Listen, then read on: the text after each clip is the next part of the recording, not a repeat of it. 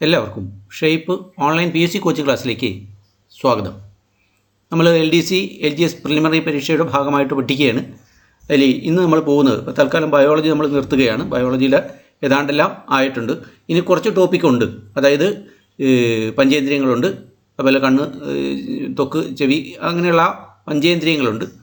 അതുപോലെ തന്നെ രക്തഗ്രൂപ്പുകളുണ്ട്, ജീവകങ്ങളുണ്ട്. ഇതെല്ലാം നമ്മുടെ ചാനലിൽ തന്നെ കിടപ്പുണ്ട്. അതൊന്ന് എടുത്ത് ഒന്നുകൂടെ ഒന്ന് ഓടിച്ച് നോക്കുക എന്നത് മാത്രമേ ഉള്ളൂ. വീണ്ടും അത് ഇടുമ്പോൾ റിപ്പീറ്റേഷൻ ആവും. അതുകൊണ്ട് അത് ഒഴിവാക്കുന്നു. അപ്പോൾ ആ കാര്യങ്ങളും കൂടി ചെയ്തു കഴിഞ്ഞാൽ ആ ഭാഗം ഏതാണ്ട് പൂർണ്ണമാവും. അപ്പോൾ ഇനിയിപ്പോൾ നമ്മൾ പോകേണ്ടത് ഈ മുൻകാല ചോദ്യങ്ങളിലൂടെ ഏതെല്ലാം തരത്തിലുള്ള ചോദ്യങ്ങളാണ് PSC ചോദിച്ചിരിക്കുന്നത്, ഏതെല്ലാം തരത്തിലുള്ള ചോദ്യങ്ങളാണ് ആവർത്തിച്ചിരിക്കുന്നത്. അപ്പോൾ ഇങ്ങനെയുള്ള ആ ഒരു മേഖലയിലൂടെ പോയി കഴിഞ്ഞാൽ നമ്മൾ ഈ ഭാഗം ഏതാണ്ട് സമ്പുഷ്ടമാകുകയാണ്. അപ്പോൾ അതും കൂടി ഒന്ന് നോക്കിപ്പോകാം. അപ്പോൾ ചോദ്യങ്ങൾ ഓപ്ഷൻ സഹിതത്തോടെ തന്നിട്ടുണ്ട്. ഓപ്ഷനുകൾ ഞാൻ ഉത്തരം ഇപ്പോൾ പറയുന്നില്ല, അത് നിങ്ങൾ സ്വയം എഴുതി വയ്ക്കുക അല്ലെങ്കിൽ കണ്ടെത്തുക. ഇതിന് ശേഷം ആ ആൻസർ കിട്ടുന്നതായിരിക്കും. അപ്പോൾ ആ ഒരു രീതിയാണ് ഈ മാർഗത്തിലൂടെ അവലംബിച്ചിരിക്കുന്നത്. അപ്പോൾ അതുകൊണ്ടത് ഭംഗിയായിട്ടൊന്ന് പഠിച്ച് എടുക്കുക. എല്ലാ ചോദ്യത്തിനും ഉത്തരം കിട്ടും, സിമ്പിളാണ്. അതുകൊണ്ടത് അറിയുക.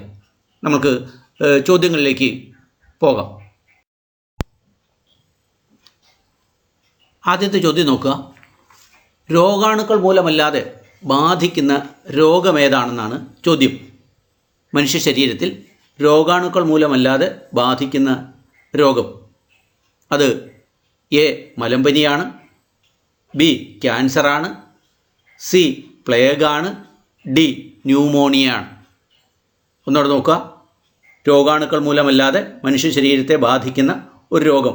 അതിൻ്റെ ആൻസർ ഒരെണ്ണം പെട്ടെന്ന് എഴുതുക. അത് A മലമ്പനി, B cancer, C polio, D pneumonia. ഈ അസുഖങ്ങളിൽ ഒരെണ്ണം രോഗാണുക്കൾ മൂലമല്ലാതെയാണ് ബാധിക്കുന്നത്. രണ്ടാമത്തെ ചോദ്യം നോക്കുക. ഉയർന്ന രക്തസമ്മർദ്ദത്തിന് ഔഷധമായി ഉപയോഗിക്കുന്നത് ഏതാണ്? താഴെ പറയുന്നതിൽ ഉയർന്ന രക്തസമ്മർദ്ദത്തിന് ഔഷധമായി ഉപയോഗിക്കുന്നത് ഏത്?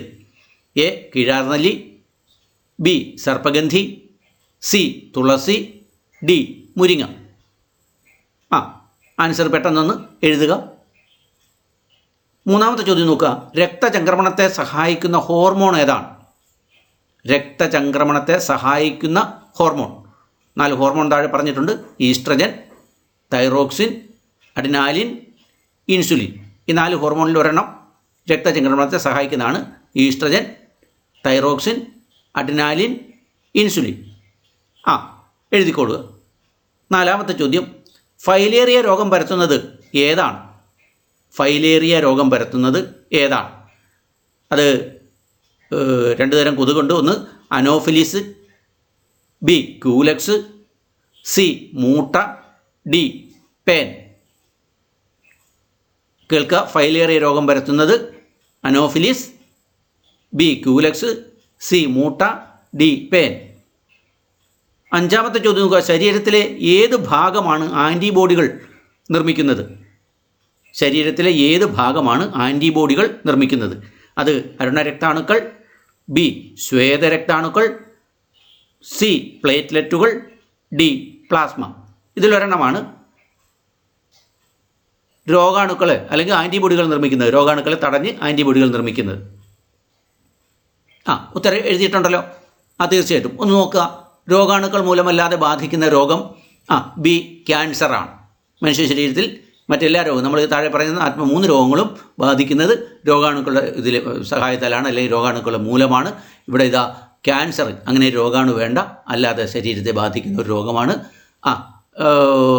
ക്യാൻസർ ബാധിക്കാത്ത ഒരേ ഒരു അവയവം മനുഷ്യ ശരീരത്തിലുള്ള ഏതാണ്? ഹൃദയം എന്നാണ് നമ്മൾ പഠിച്ചിരിക്കുന്നത്.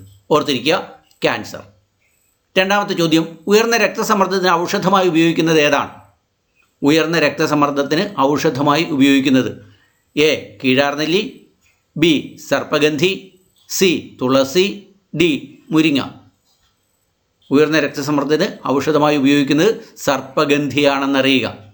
കീഴാർനെല്ലി മഞ്ഞപ്പിത്തത്തിനും, തുളസി ഔഷധങ്ങൾ ബാധാപോകണമെന്നൊക്കെ നമുക്കറിയാം. എന്തായാലും ഇവിടെ സർപ്പഗന്ധിയാണ് ഉയർന്ന രക്തസമ്മർദ്ദത്തിന് ഔഷധമായി ഉപയോഗിക്കുന്നത്. ആൻസർ കിട്ടിയതാണ്. മൂന്നാമത്തെ ചോദ്യം. രക്തചംക്രമണത്തെ സഹായിക്കുന്ന ഹോർമോൺ. ഇപ്പോൾ അഡ്രിനാലിനാണ് യഥാർത്ഥത്തിൽ രക്തസംക്രമണത്തെ സഹായിക്കുന്ന ഹോർമോൺ. മറ്റ് ഈസ്ട്രജൻ സ്ത്രൈണ ഹോർമോണാണ്. തൈറോക്സിൻ തൈറോയ്ഡ് ഗ്രന്ഥി ഉൽപ്പാദിപ്പിക്കുന്ന ഒരു ഹോർമോണാണ്. അതുപോലെ തന്നെ ഇൻസുലിൻ പാൻക്രിയാസ് ഗ്രന്ഥി ഉൽപ്പാദിപ്പിക്കുന്നത്, അതൊക്കെ നമുക്കറിയാം. എന്നാൽ അഡ്രിനാലിൻ ഗ്രന്ഥി ഉൽപ്പാദിപ്പിക്കുന്ന അഡ്രിനാലിൻ എന്ന ഹോർമോണാണ് രക്തചംക്രമണത്തെ സഹായിക്കുന്നത്. എഴുതിയിട്ടുണ്ട്. All right. അടുത്തത് ഫൈലേറിയ രോഗം പരത്തുന്നത് ഈ ക്യൂലക്സ് വർഗത്തിൽപ്പെട്ട പെൺകൊതുകുകളാണെന്നറിയാം. ഫൈലേറിയ രോഗം മന്ദരോഗമാണ്. ഫൈലേറിയ രോഗം പരത്തുന്നത് ക്യൂലക്സ് കൊതുകുകളാണെന്ന് അറിയുക. ഇനി അഞ്ചാമത്തെ ചോദ്യം, അതും ആൻസർ കിട്ടിയിട്ടുണ്ട്. യെസ്, അഞ്ചാമത്തെ ചോദ്യം, ശരീരത്തിലെ ഏത് ഭാഗമാണ് ആൻറ്റിബോഡികൾ നിർമ്മിക്കുന്നത്? അത് അരുണരക്താണുക്കൾ, ശ്വേതരക്താണുക്കൾ, പ്ലേറ്റ്ലെറ്റുകൾ, പ്ലാസ്മ. നമുക്കറിയാം രോഗപ്രതിരോധ ശേഷി വളർത്തുന്ന ശ്വേതരക്താണുക്കളാണ്, അല്ലെങ്കിൽ WBC ആണ്. അതുകൊണ്ട് ഇവിടുത്തെ ഉത്തരം ശ്വേതരക്താണുക്കളാണ്. ആൻറ്റിബോഡികൾ എന്ന് പറഞ്ഞാൽ രോഗപ്രതിരോധ ശേഷിയാണ്.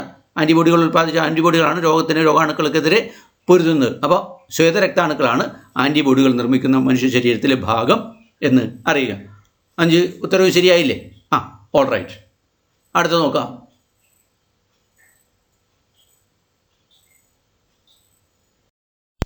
അടുത്ത ചോദ്യം കേൾക്കുക. മനുഷ്യനിൽ ലിംഗനിർണയം നടത്തുന്ന ക്രോമോസോം ഏതാണ്? മനുഷ്യനിൽ ലിംഗനിർണയം നടത്തുന്ന ക്രോമോസോം നമുക്കറിയാം 2 തരത്തിലുള്ള ക്രോമോസോമാണ്. അതായത് XY ഉണ്ട്, XX ഉണ്ട്, YY ഉണ്ട്. അപ്പോൾ അങ്ങനെ പലതരത്തിലുള്ള ക്രോമോസോമുകളുണ്ട്. അതിൽ മനുഷ്യനിൽ ലിംഗനിർണയം നടത്തുന്ന ക്രോമോസോം ഏതാണ്? Option A XY, option B X, option C XX, option D Y. ലിംഗനിർണയം നടത്തുന്ന ക്രോമോസോം. അടുത്തത് 7ാമത്തെ ചോദ്യമാണ്. ഇന്ത്യയിൽ പേപ്പട്ടി വിഷത്തിനെതിരെയുള്ള വാക്സിൻ നിർമ്മിക്കുന്ന പാസ്ചർ ഇൻസ്റ്റിറ്റ്യൂട്ട് എവിടെയാണ്? ഇന്ത്യയിൽ പേപ്പട്ടി വിഷത്തിനെതിരെയുള്ള വാക്സിൻ നിർമ്മിക്കുന്ന പാസ്ചർ ഇൻസ്റ്റിറ്റ്യൂട്ട് എവിടെയാണ്? A Bangalore, B Chennai, C Coonoor, D Thiruvananthapuram. 4 സ്ഥലങ്ങളിൽ ഒരു സ്ഥലത്താണത് നിലനിൽക്കുന്നത്. പാസ്ചർ ഇൻസ്റ്റിറ്റ്യൂട്ട് എവിടെയാണ്? ഉത്തരം എഴുതി കഴിഞ്ഞ്. അടുത്തത് 8ാമത്തെ ചോദ്യമാണ്. ദീർഘദൃഷ്ടിയുള്ളവരിൽ പ്രകാശരശ്മി പതിക്കുന്നത് A റെറ്റിനയ്ക്കുള്ളിൽ, B ബിന്ദുവിൽ, C ഐറിസിൽ, D കോർണിയയിൽ. ദീർഘദൃഷ്ടിയുള്ളവരിൽ പ്രകാശരശ്മി കണ്ണിൽ പതിക്കുന്നത് A റെറ്റിനയ്ക്കുള്ളിൽ, B പീതബിന്ദുവിൽ, C ഐറിസിൽ, D കോർണിയയിൽ.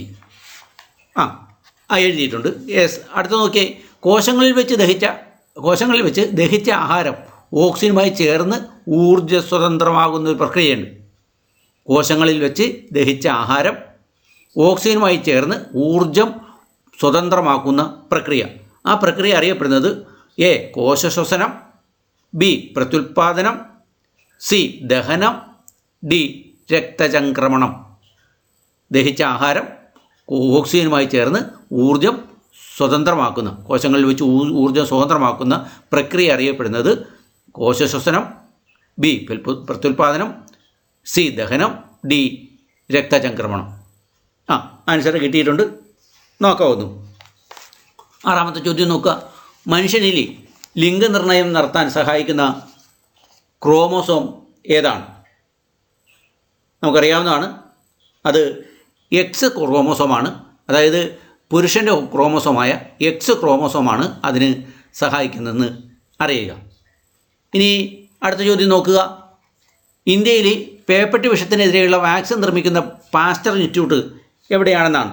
Pasteur institute നിലവിലുള്ളത് കൂനൂരാണെന്ന് അറിയുക. കൂനൂർ.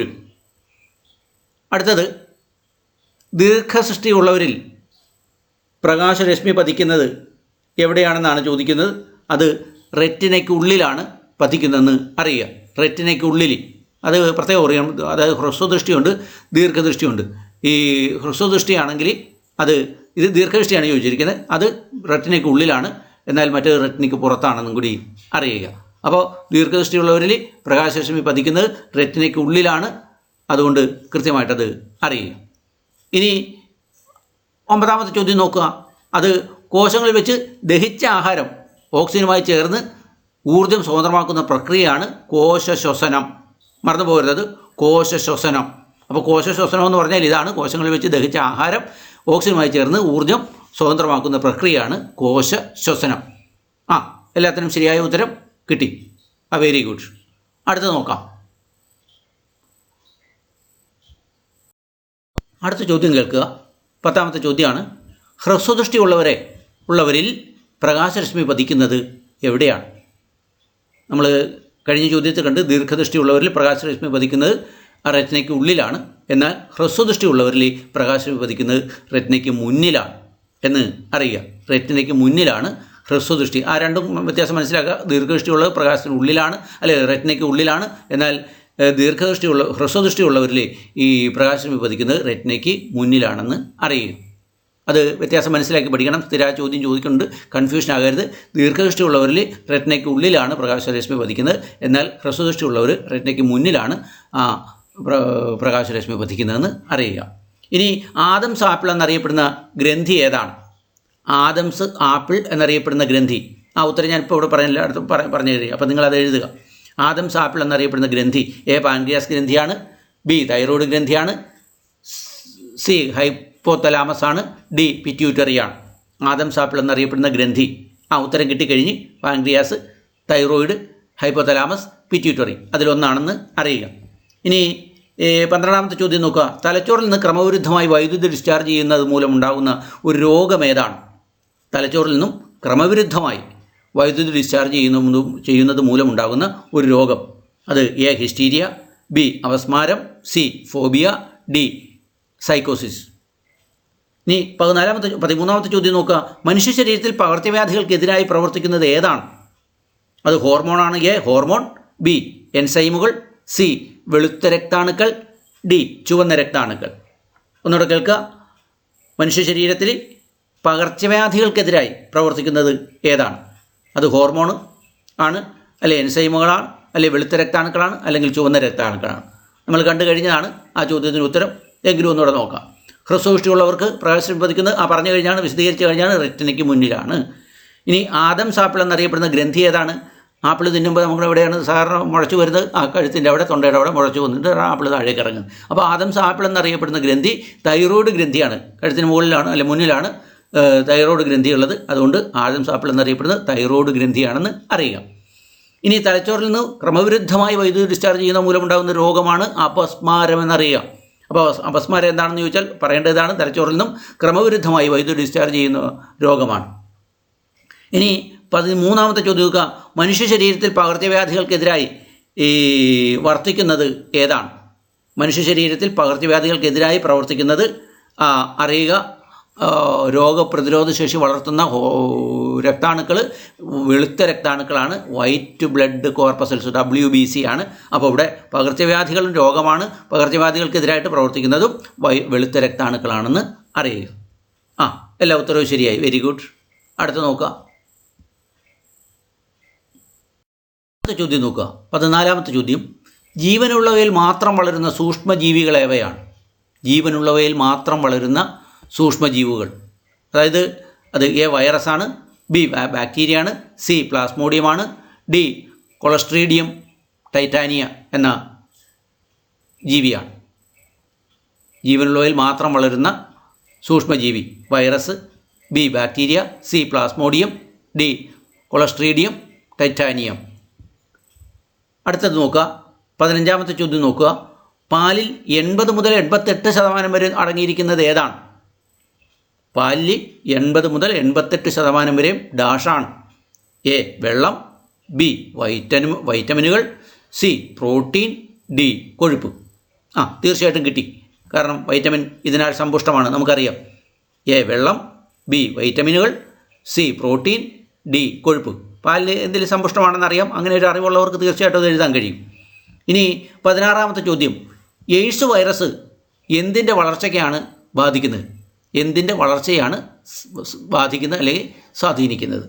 എയ്ഡ്സ് വൈറസ് എ രക്തത്തിലെ T കോശങ്ങളെ, ബി തലച്ചോറിലെ കോശങ്ങളെ, സി ചുവന്ന രക്താണുക്കളെ, ഡി ഹീമോഗ്ലോബിന്. ഇതിലേതെങ്കിലും ഒന്നിനെയായിരിക്കും ബാധിക്കുക. എയ്ഡ്സ് വൈറസ് ബാധിക്കുന്നത് എന്തിനെയാണ്? എന്തിൻ്റെ വളർച്ചയാണ് ബാധിക്കുന്നത്? രക്തത്തിലെ T കോശങ്ങളെ, തലച്ചോറിലെ കോശങ്ങളെ, ചുവന്ന രക്താണുക്കളെ, ഹീമോഗ്ലോബിന്. അറിയുക. 17ാമത്തെ ചോദ്യം. രാസപരമായി എൻസൈം എന്നത് എന്താണ്? രാസപരമായി എൻസൈം എന്നത് എ കാർബോഹൈഡ്രേറ്റ് ആണ്, ബി കൊഴുപ്പാണ്, സി വിറ്റാമിനുകളാണ്, ഡി പ്രോട്ടീനാണ്. രാസപരമായി എൻസൈം എന്നത് ഡാഷാണ്. ഇനി 18ാമത്തെ ചോദ്യം നോക്കുക. ശരീരത്തിലെ താപനില ക്രമീകരിക്കുന്ന അവയവം ഏതാണ്? എ ശ്വാസകോശം, ബി ചർമ്മം, സി ചെവി, ഡി ഹൃദയം. കൃത്യമായിട്ട് അറിയുക ഈ താപത്തെ ക്രമീകരിക്കുന്ന അവയവം. പെട്ടെന്ന് എഴുതും. എഴുതി കഴിഞ്ഞ് അങ്ങനെയാണെങ്കിൽ ആൻസർ ഒന്നുകൂടെ നോക്കാം. എന്താണുള്ളത്? ജീവനുള്ളവയിൽ മാത്രം വളരുന്ന സൂക്ഷ്മജീവികൾ വൈറസാണ്. വൈറസിന് സ്വമേധയാ ജീവനില്ല. അത് ജീവനുള്ളവയിൽ പ്രവേശിക്കുമ്പോൾ മാത്രമാണ് അതിന് വളരാനുള്ള പ്രാപ്തി കിട്ടുക. അപ്പോൾ അതുകൊണ്ട് വൈറസാണ് ജീവനുള്ളവയിൽ മാത്രം വളരുന്ന സൂക്ഷ്മജീവികളെന്ന് അറിയുക. ഇനി അടുത്ത ചോദ്യം നോക്കുക. പാലിൽ 80 മുതൽ 88% വരുന്ന ഘടകം വെള്ളമാണെന്നറിയുക. പാലിൽ 80 മുതൽ 88% വരെ വരുന്നത് വെള്ളമാണ് എന്ന് അറിയുക. ഇനി അടുത്ത ചോദ്യം നോക്കുക. എയ്ഡ്സ് വൈറസ് ബാധിക്കുന്നത് എന്തിൻ്റെ വളർച്ചയാണ് ബാധിക്കുന്നത് വെച്ചാൽ രക്തത്തിലെ ടി സെല്ലുകളെയാണ് അത് ബാധിക്കുന്ന അറിയാം. രക്തത്തിലെ ടി സെല്ലുകളെ ബാധിക്കുന്ന ഒന്നാണ് എയ്ഡ്സ് വൈറസ് എന്ന് അറിയുക. ഇനി രാസപരമായി ഈ എൻസൈം എന്നത് ഒരു പ്രോട്ടീനാണെന്ന് അറിഞ്ഞാൽ മതി. രാസപരമായി എൻസൈം എന്നത് ഒരു പ്രോട്ടീനാണ്. അപ്പോൾ അവിടുത്തെ ഉത്തരം സി ആണ്, പ്രോട്ടീനാണ്. അല്ല, രാസപരമായി പാലിൽ ഒരു ചോദ്യം അവിടെ വിട്ടുപോയിട്ടുണ്ട്, അതുകൊണ്ടാണ്. അല്ല, 17ാമത്തെ ചോദ്യം ഇതാണ്. കാർബോഹൈഡ്രേറ്റ്, കൊഴുപ്പ്, വിറ്റാമിനുകൾ, പ്രോട്ടീൻ. ഡി ആണ് ആൻസർ. രാസപരമായി എൻസൈം പ്രോട്ടീനാണെന്ന് അറിയുക. ഇനി 18ാമത്തെ ചോദ്യം. രക്തത്തിലെ താപനില ക്രമീകരിക്കുന്ന അവസ്ഥ, ശരീരത്തിലെ താപനിലയെ ക്രമീകരിക്കുന്ന അവയവം ചോദിച്ചാൽ പറയേണ്ടത് അത് ത്വക്കാണ്. ഇവിടെ ചർമ്മമെന്ന് കൊടുത്തിട്ടുണ്ട്, ചർമ്മമാണ്. താപനിലയെ ക്രമീകരിക്കുന്ന അവയവം ത്വക്കാണ്. മനുഷ്യ ശരീരത്തിലെ ഏറ്റവും വലിയ അവയവമാണ് ത്വക്ക് എന്നറിയുക. അപ്പോൾ താപനിലയെ ക്രമീകരിക്കുകയാണ് പ്രധാന ധർമ്മം എന്ന് അറിയുക. അടുത്ത ചോദ്യത്തിലേക്ക് പോകാം. 19ാമത്തെ ചോദ്യം നോക്കുക. മസ്തിഷ്കത്തിലെ ഏത് ഭാഗത്തെയാണ് ആൽക്കഹോൾ ബാധിക്കുന്നത്? മസ്തിഷ്കത്തിലെ ഏത് ഭാഗത്തെയാണ് ആൽക്കഹോൾ ബാധിക്കുന്നത്? A cerebrum, B thalamus, C hypothalamus, D cerebellum. മസ്തിഷ്കത്തിലെ ഏത് ഭാഗത്തെയാണ് ആൽക്കഹോൾ ബാധിക്കുന്നത്? ഉത്തരം എഴുതി. അടുത്തത് 20ാമത്തെ ചോദ്യം. ഡൈ ഈഥൈൽ കാർബോമാസിൻ സിട്രേറ്റ് എന്ന മരുന്ന് ഏത് രോഗം തടയാനാണ് ഉപയോഗിക്കുന്നത്? ഡൈ ഈഥൈൽ കാർബോമാസിൻ സിട്രേറ്റ് എന്ന മരുന്ന് ഏത് രോഗം തടയാനാണ് ഉപയോഗിക്കുന്നത്? എ ക്ഷയം, ബി മഞ്ഞപ്പിത്തം, സി എയ്ഡ്സ്, ഡി മന്ത്. 21ാമത്തെ ചോദ്യം. പേപ്പട്ടി വിഷം ആദ്യമായി വികസിപ്പിച്ചെടുത്തത് ആരാണ്? പേപ്പട്ടി വിഷം ആദ്യമായി വികസിപ്പിച്ചെടുത്തത് ആര്? A Alexander Fleming, B Ronald Ross, C Louis Pasteur, D Christian Bernard. പേപ്പട്ടി വിഷം ആദ്യമായി വികസിപ്പിച്ചെടുത്തത്. 22ാമത്തെ ചോദ്യം. കേൾവിക്കുറവ് പരിഹരിക്കുന്നതിന് ഉപയോഗിക്കുന്നത് ഏതാണ്? Audiometer, anemometer, manometer, audiophone. കൃത്യമായിട്ട് അറിയുക. കേൾവിക്കുറവ് പരിഹരിക്കുന്നതിന് ഉപയോഗിക്കുന്ന ഉപകരണം. A audiometer, B anemometer, C manometer, D audiophone. 23ാമത്തെ ചോദ്യം നോക്കുക. പാരമ്പര്യ നിയമങ്ങൾ ഏത് ശാസ്ത്രജ്ഞനുമായി ബന്ധപ്പെട്ടിരിക്കുന്നു? പാരമ്പര്യ നിയമങ്ങൾ അത് എ ഡാർവിനുമായിട്ട് ബന്ധപ്പെട്ട് Charles Darwin, B Joseph Priestley, C Gregor Mendel, D C V Raman. പാരമ്പര്യ നിയമങ്ങൾ ഏത് ശാസ്ത്രജ്ഞനുമായി ബന്ധപ്പെട്ടിരിക്കുന്നു? ആ ചോദ്യത്തിൻ്റെ ഉത്തരം A Darwin, B Joseph Priestley, C Gregor Mendel, D C V Raman. ഉത്തരം കിട്ടി. എഴുതി വെച്ച് ഇനി ഒന്ന് പരിശോധിച്ച് നോക്കാം. മസ്തിഷ്കത്തിലെ ഏത് ഭാഗത്തെയാണ് ആൽക്കഹോൾ ബാധിക്കുന്നത്? നമുക്കറിയാം അത് സെറിബെല്ലത്തെയാണ് ബാധിക്കുന്നത്. അവിടെയാണ് നമ്മുടെ ബാലൻസ് നഷ്ടപ്പെടും. സെറിബെല്ലത്തെയാണ് ബാധിക്കുന്നത്. ഉത്തരം ഡി ആണ്. അതുപോലെ തന്നെ ഡൈ ഈഥൈൽ കാർബോമാസിൻ സിട്രേറ്റ് എന്ന മരുന്ന് എന്ത് അസുഖത്തിന് ആയിട്ടാണ് ഉപയോഗിക്കുന്നത്? മന്ത് രോഗത്തിനെതിരെ ഉപയോഗിക്കുന്ന ഒരു മരുന്നാണ് ഡൈ ഈഥൈൽ കാർബോമാസിൻ സിട്രേറ്റ് എന്ന മരുന്ന്. തീർച്ചയായിട്ടും അറിയാം, മന്ത് രോഗത്തിനെതിരെ പ്രതിരോധ മരുന്നായിട്ട് ഉപയോഗിക്കുന്ന ഒരു മരുന്നാണ് അതെന്നറിയാം. ഇനി 21ാമത്തെ ചോദ്യം, പേപ്പർ ട്യൂഷൻ ആദ്യമായി വികസിപ്പിച്ചെടുത്തത് ലൂയി പാസ്റ്ററാണ്. ആദ്യമായും അവസാനമായും അദ്ദേഹം തന്നെയാണ്. അത് നമ്മളെ ഒന്ന് പേപ്പർ ട്യൂഷനുള്ള മരുന്ന് വികസിപ്പിച്ചെടുത്ത ആരെന്ന ചോദ്യത്തിൽ ലൂയി പാസ്റ്റർ ഉണ്ട്. പക്ഷേ ആദ്യമായെന്നുള്ളത് നമ്മൾ ഒത്തിരി കൺഫ്യൂഷൻ ആകേണ്ട കാര്യമില്ല. അത് ലൂയി പാസ്റ്റർ തന്നെയാണ് പേപ്പർ ട്യൂഷനുള്ള മരുന്ന് ആദ്യമായിട്ട് ഉപയോഗിച്ചത് അല്ലെങ്കിൽ വികസിപ്പിച്ചെടുത്തത്. 22ാമത്തെ ചോദ്യം, കേൾവിക്കുറവ് പരിഹരിക്കുന്നതിന് ഉപയോഗിക്കുന്ന ഉപകരണം ഓഡിയോ ഫോണാണെന്നറിയാം. മറ്റെല്ലാം മീറ്റർ അളക്കാനാണ്, മറ്റേ 3 മീറ്ററാണ്. വ്യത്യാസമുള്ള ഒരെണ്ണമാണ് ഫോണാണ് നമ്മൾ ചെവി വെച്ച് വർത്തമാനം പറഞ്ഞ് നമ്മൾ കേൾക്കാനും സഹായിക്കുന്ന ഫോണാണ്. അതുകൊണ്ട് അതറിയുക, ഓഡിയോ ഫോണാണ് കേൾവിയെ സഹായിക്കുന്ന കേൾവിക്കുറവിന് പരിഹാരമായിട്ട് ഇതുള്ളത്. ഇനി അടുത്ത ചോദ്യം, പാരമ്പര്യ നിയമങ്ങൾ ആരുമായിട്ട് ബന്ധപ്പെട്ട്, ഏത് ശാസ്ത്രജ്ഞനുമായി ബന്ധപ്പെട്ടതാണ്? 4 ശാസ്ത്രജ്ഞൻ്റെ പേര് കൊടുത്തിട്ടുണ്ട്. അതിൽ ഗ്രിഗർ മെൻഡലാണ് യഥാർത്ഥത്തിൽ ഉത്തരം. പാരമ്പര്യവാദ സിദ്ധാന്തവുമായിട്ട് വന്നത് ഗ്രിഗർ മെൻഡലാണെന്ന് അറിയുക. എല്ലാ ചോദ്യത്തിനും ഉത്തരം കിട്ടിയെന്ന് വിചാരിക്കുന്നു. അപ്പോൾ തൽക്കാലം ഇന്ന് നമ്മളിവിടെ അവസാനിപ്പിക്കുകയാണ്. നാളെ ഇത് വീണ്ടും തുടരുന്നതാണ്. എല്ലാവർക്കും നന്ദി, നമസ്കാരം.